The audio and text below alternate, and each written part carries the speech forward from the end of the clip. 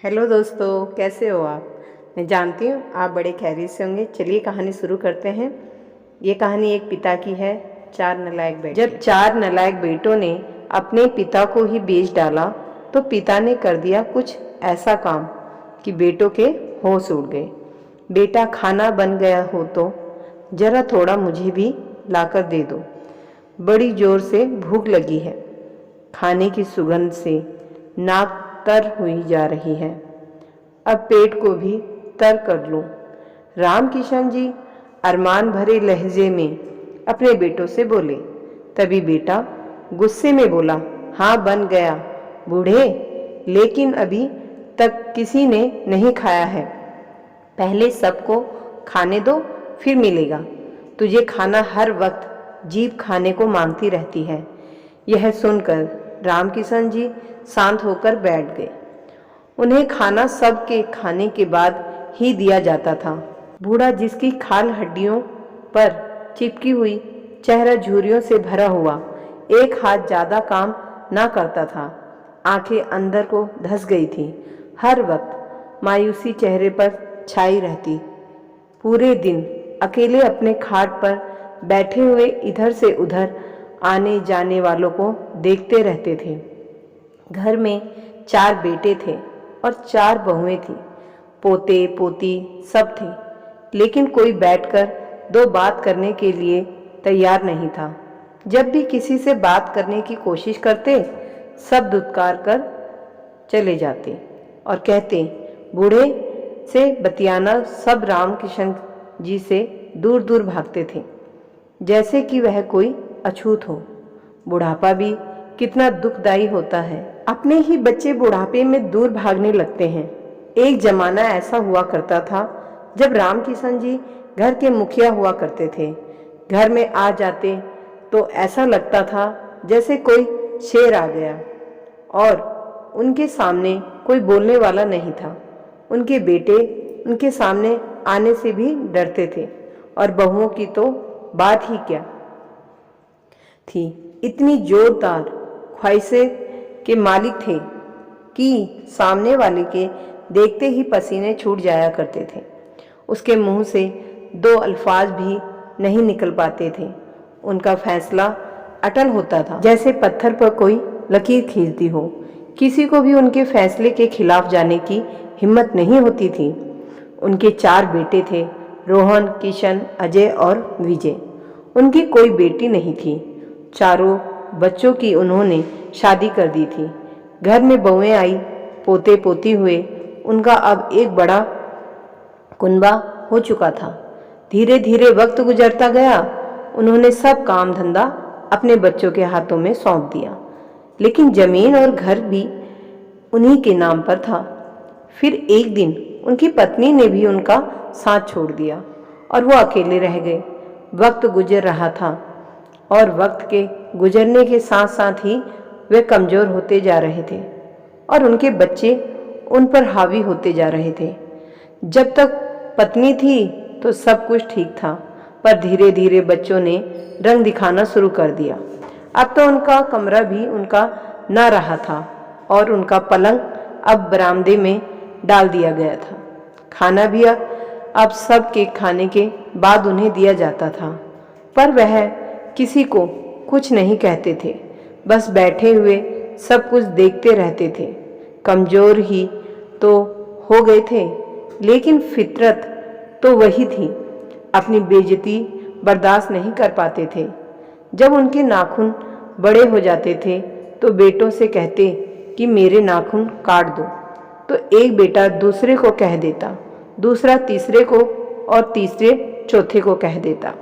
कहते कहते बहुत मुश्किल से नाखून काटे जाते थे। अपनी बेबसी पर उन्हें बहुत रोना आता था और अपने वो दिन उन्हें बहुत याद आते थे जब सब उनके आगे पीछे घूमते थे। जब वो घर के मुखिया हुआ करते थे, बुढ़ापे में उन्हें ये दिन देखने पड़ेंगे, उन्हें कभी सपने में भी नहीं सोचा था। आज उन्हें बहुत तेज भूख लगी थी तो उन्होंने बेटे से कहा, तो बेटे ने खाना देने से मना कर दिया कि सब किस खाने के बाद ही खाना मिलेगा। बुढ़ापे में ज़्यादा खाना नहीं खाया जाता, थोड़ा सा ही खाना खाया जाता है और फिर भूख जल्दी ही लग जाती है। पेट भूख की वजह से कुलबुला रहा था। खाने बनाने की खुशबू घर में चारों ओर फैली हुई थी, जिसकी वजह से उन्हें और भी तेज भूख लग गई थी, जो उनकी बर्दाश्ता से बाहर हुई जा रही थी। खाना लगा भी, फिर सबने खाया। जब सब खाकर उठ गए तब एक थाली में रामकिशन जी के लिए खाना लाया और फिर खाना रामकिशन जी ने ऐसे खाया जैसे उन्होंने बरसों के बाद खाना खाया हो। वो अपनी ज़िंदगी से बहुत तंग आ चुके थे, अपने मरने की दुआएं मांगते थे। बच्चों को ऐसा व्यवहार उनके दिल में तीर की तरह चुभता था। उनका दिल छलनी छलनी हो गया था। एक दिन उनके घर एक आदमी आया और उनके बड़े बेटे रोहन से बोला, मेरा नाम मोहन है। मैंने सुना है कि आपके यहाँ एक बहुत अच्छी गाय है जो बहुत दूध देती है और आप उसे बेचना चाहते हैं। मैं उसे खरीदने के लिए आया हूँ। मेरा दूध का कारोबार है, मैं उसकी मुंह मांगी कीमत दूंगा। रोहन बोला, हाँ, हमारे पास एक बहुत बढ़िया गाय है, लेकिन हमें उस गाय को बेचना नहीं है। आपने गलत सुना है कि हम अपनी गाय बेचना चाहते हैं। उसकी मुंह मांगी कीमत दूंगा। मोहन कहने लगा। रोहन ने कहा, आप समझ नहीं रहे हैं कि मैंने क्या कहा है। हमें अपनी गाय नहीं बेचनी है। तभी उसकी नज़र अपने पिता पर पड़ती है। वह बोला, गाय तो हमें बेचनी नहीं है, लेकिन ये बुढ़ा बिके है, इसे खरीदोगे? मोहन हैरान हो गया। वह रोहन के पिताजी को बड़े गौर से देख रहा था।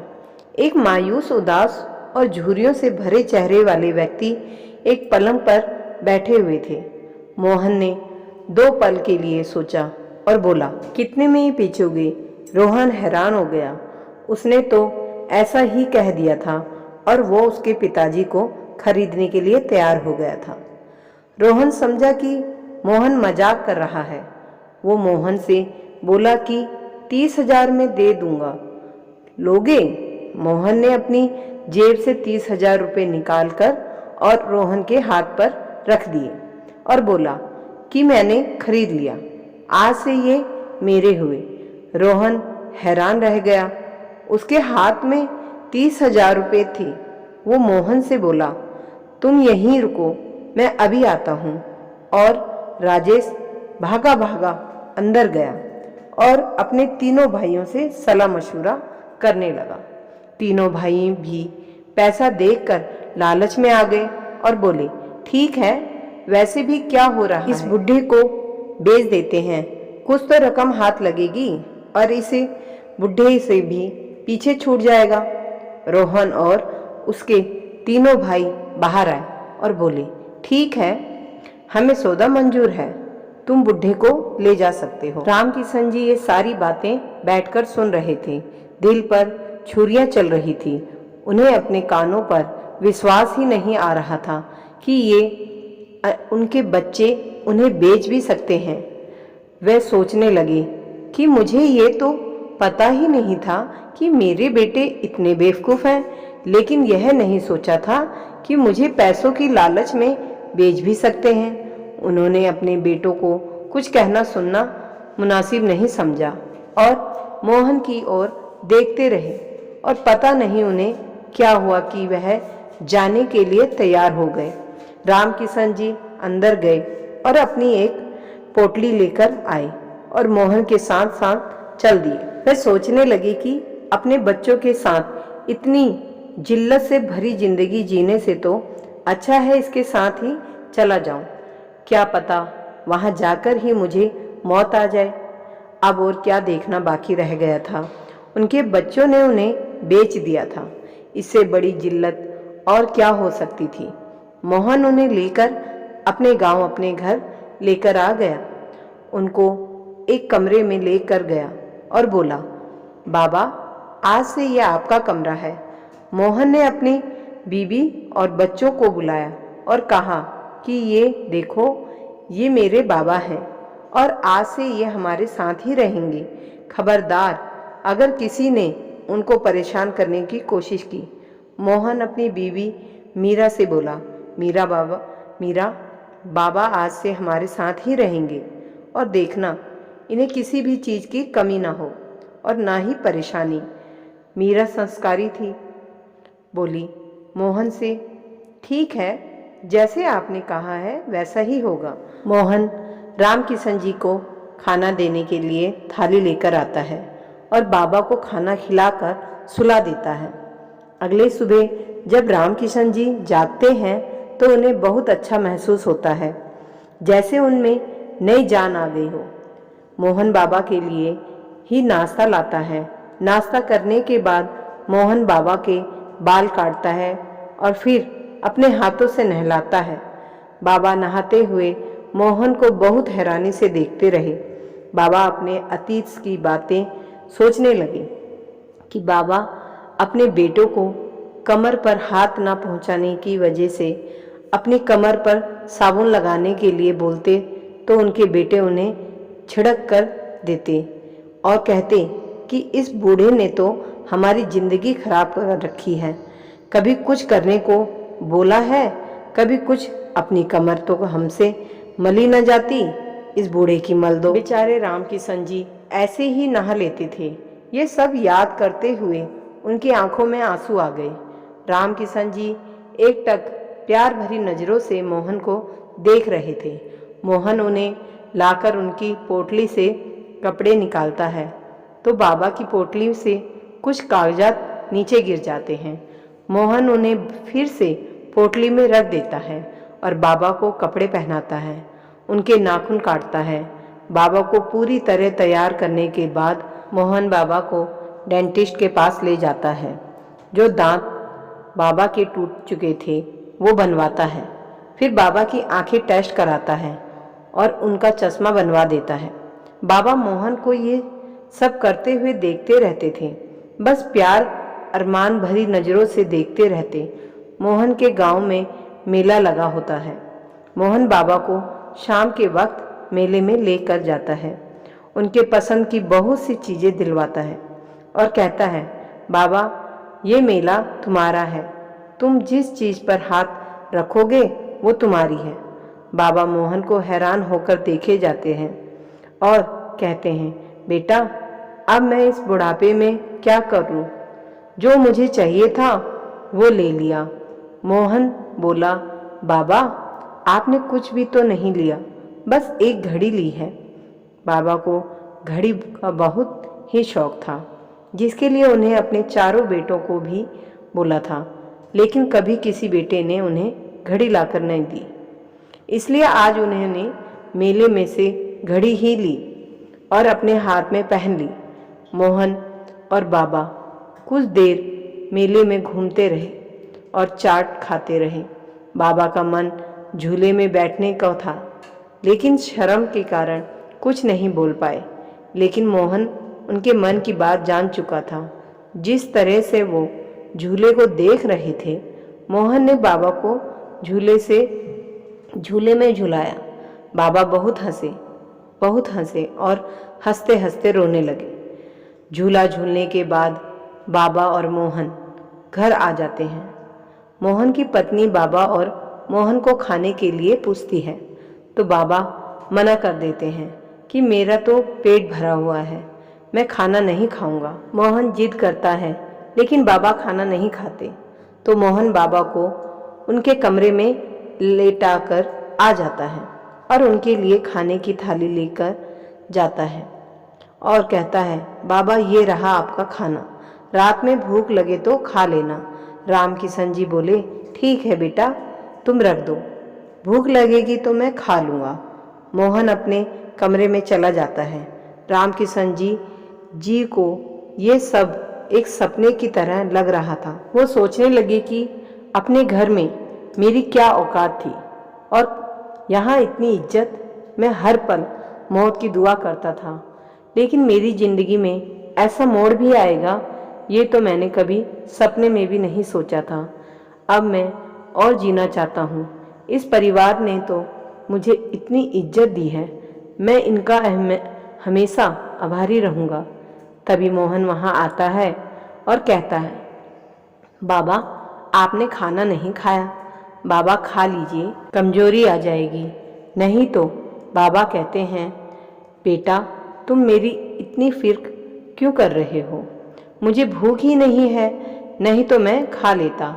मोहन बाबा के हाथ पकड़कर बाबा के बिस्तर पर ही बैठ जाता है और बाबा के हाथ पकड़े रहता है और कहता है, बाबा आप हमेशा खुश रहें, बस तो मैं भी खुश रहूँगा। बाबा कहते हैं, बेटा तुम्हारे होते हुए मुझे कोई बात की चिंता नहीं है, लेकिन बेटा एक बात पूछूं, तुमसे जवाब दोगे? मोहन कहता है, हाँ बाबा जरूर पूछिए। बाबा कहते हैं, बेटा जब मेरे बेटों ने मेरी कीमत लगाई और मुझे बेचने की बात बोली, तुम मुझे लेने के लिए क्यों तैयार हुए और मुझे अपने साथ लाकर अपने घर में रख कर इतना प्यार क्यों दे रहे हो? आज के समय में इसकी तो उम्मीद भी नहीं की जा सकती जो तुम कर रहे हो। बेटा मुझे ये सब सपने जैसा लग रहा है, लेकिन ये सब तो हकीकत है। मोहन कहता है, हाँ बाबा ये हकीकत है। बाबा तुम नहीं जानते हो, मैंने ज़िंदगी में अपने पिताजी को खोकर इतना कुछ खोया है। जब तक पिताजी मेरे पास थे मुझे उनकी कदर नहीं हुई, आज जब पास नहीं है तो दिल रह रहकर उनका ख्याल आता रहता है। जब आपके बेटों ने आपकी कीमत लगाई तो उसमें मैंने खुद को पाया और आप में अपने पिताजी को देखा। मेरे पिताजी बहुत इज्जतदार व्यक्ति थे, लेकिन मैंने अपने पिताजी को कभी इज्जत नहीं दी। हर पल उन्हें कोसता रहता, हर पल उन्हें ताने मारता, उन्हें जलील करता और कभी कभी हाथ भी उठा देता था। मोहन रोते रोते बोलता रहा। बाबा सब बातें सुनते रहे। फिर मोहन कहता है, बाबा मेरी ही लापरवाही से मैंने अपने पिताजी को खो दिया। एक रात बाबा को खांसी इतनी ज़्यादा थी कि मुझे सोने में परेशानी हो रही थी और मुझे गुस्सा आया तो मेरे बाबा को कई नींद की गोलियां एक साथ दे दी ताकि अच्छे से सो जाएं। लेकिन मैं ये नहीं जानता था कि पिताजी ऐसे सोएंगे कि कभी उठ ही नहीं पाएंगे। मेरे हाथों से पिताजी की हत्या हो गई। बाबा मोहन दहाड़े मार मार कर रोने लगा। बाबा मोहन को अपने सीने से लगा लेते हैं। मोहन बोला, बाबा जब आपके बेटे ने आपकी कीमत लगाई तो मैंने सोचा कि मुझे अपने पश्चाताप करने का इससे अच्छा मौका नहीं मिलेगा। बाबा पिताजी की मौत के बाद से मैं पल पल मरता जा रहा हूँ, रोज़ जीता हूँ रोज़ मरता हूँ। बाबा आप मुझे कभी छोड़कर मत जाना, मेरे पास ही रहना। बाबा मोहन को चुप कराते हुए बोले, बेटा मैं तुम्हें कभी छोड़कर नहीं जाऊँगा, तुम ही तो मेरे बेटे हो। मोहन बेटे मैं ही जानता हूँ मैं कैसे रह रहा था अपने बेटों के घर में। मैंने अपने बच्चों को पालने में कभी कोई कमी नहीं की थी, लेकिन मुझे पालने में मेरे बेटों ने सारी कमियां कर डाली, लेकिन तुमने वो सब कमी पूरी कर डाली। बेटा मुझे अपने घर लाए, मुझे इतना सम्मान दिया, जो 2-4 दिन के अंदर वो सारी खुशियां दे डाली जो मुझे मेरा कुनवा नहीं दे पाया। अब मैं भी तुम्हें कुछ देना चाहता हूँ। बेटा मोहन चौंक कर बोला, क्या बाबा? रामकिशन जी ने अपनी पोटली में से कागजात निकाले और मोहन के हाथ पर रख दिए। मोहन उन्हें देखते हुए बोला, अरे बाबा ये क्या है? रामकिशन जी बोले, ये मेरी ज़मीन और घर के कागजात हैं जो मैंने इसमें साइन कर दिए हैं। बेटा मेरे बेटे अंधे और बेवकूफ़ हैं, मेरा काम धंधा अपने हवाले कर लिया, लेकिन मेरा घर और ज़मीन अपने नाम ना करा सके, क्योंकि उनका यह कहना था कि बुढ़े का सब कुछ हमारा ही तो है, लेकिन जल्द ही जल्द मैं मेरी कीमत लगाकर मुझे 20,000 के लिए बेच डाला। मैं ये सब तुम्हें देता हूँ बेटा। अपने बेटे के साथ तो मैं मर मर के जी रहा था, तुमने मुझे मरते मरते नई जिंदगी दे दी। मेरी सेवा करके मुझे सेहतमंद बना दिया, मेरा मरा हाथ भी जिंदा कर दिया। कल मुझे शहर लेके चलना, न्यायालय में जाकर मुझे यह सब कुछ तुम्हारे नाम करना है। मोहन हैरान रह गया और उसे लेने से इनकार करता है, लेकिन बाबा की जिद के आगे घुटने टेक देता है। मोहन और बाबा एक दूसरे के गले लग जाते हैं। तभी मोहन की पत्नी और बच्चे भी वहां आ जाते हैं। मोहन की पत्नी उन दोनों को ऐसे देखकर बहुत खुश होती है। बच्चे भी मोहन और बाबा दोनों से लिपट जाते हैं। अगले दिन बाबा न्यायालय में जाकर अपना सब कुछ मोहन के नाम कर देते हैं और उससे वचन लेते हैं कि मेरे मरने के बाद सब कुछ अपने कब्जे में कर लेना।